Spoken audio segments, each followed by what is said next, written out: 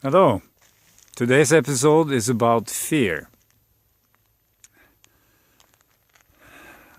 What is fear? Fear is basically a mental process where we consider some kind of worst case scenario. We think ahead of what might happen and how that will be negative and unpleasant. And as we think about that, we feel unpleasant feelings in the body, tension, contraction.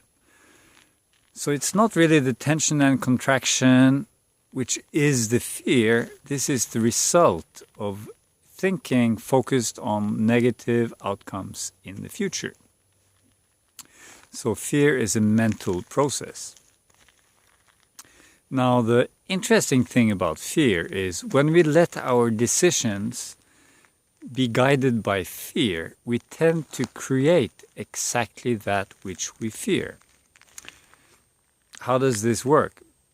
Well, for instance, I want to ask somebody out for a date. I want to connect with a man or a woman, but then I imagine they will say no, they will laugh at me, they will not consider me attractive as a partner. And as I think about this, I feel a lot of unpleasant feelings. And I decide, no, I don't want to do it. I don't want to do it. And then I say, because of the fear. But it's not because of the fear I don't want to do it. The fear, what I call fear, the tension, is a result of this way of thinking. Imagining a worst case scenario and then not wanting that and doing nothing. Now, how to get out of this blockage, how to find the way forward. One way is to see that if I allow fear to guide me, it will create exactly that which I try to avoid. So, for instance, I don't want to ask you for a date or this other person for a date because I fear rejection. Now, what is rejection? It is to be said no to, and then what is the feeling that can lead to? Can lead to feeling lack of value and feeling loneliness. So I decide not to do it to avoid these feelings: loneliness, lack of value, worthlessness. Now, the interesting thing is, if I allow that to guide me in my choices, so I never ask anybody out, what is the risk? Well, the risk is I sit at home feeling what? Feeling lonely. Do I feel self-respect and strong? No. I feel lonely and I feel lack of value. This is the result of acting on that strategy. It's pretty much guaranteed.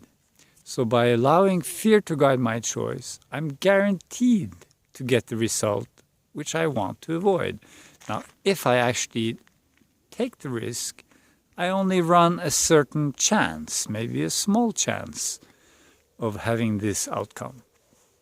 So I choose a guaranteed negative outcome over a slight chance of a negative outcome.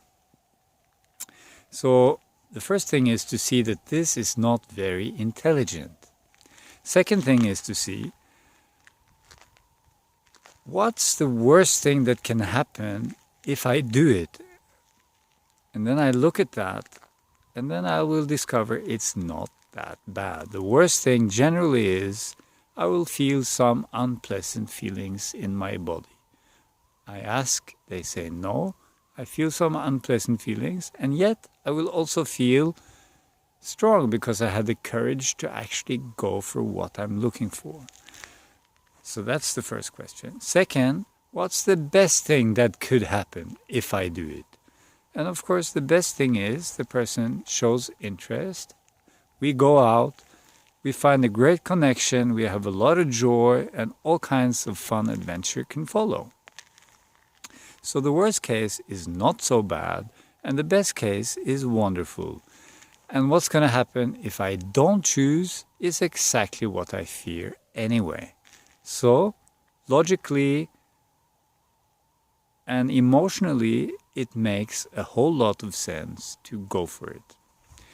So to sum up, fear is a mental-based process. I'm imagining worst-case scenarios. If I let that guide my choice, I'm going to end up in a situation creating that which I fear anyway. So that's the first thing. And then look at what's the worst that can happen. Feel that, see it's generally not that bad. Then look, what's the best that can happen? Feel that, see, wow, it's worth taking the risk. Sometimes we find out in this process, I'm not going to do it. The worst case scenario is too bad. The possibility is too bad. Normally, that's not what's going to happen. Try it out. Thank you.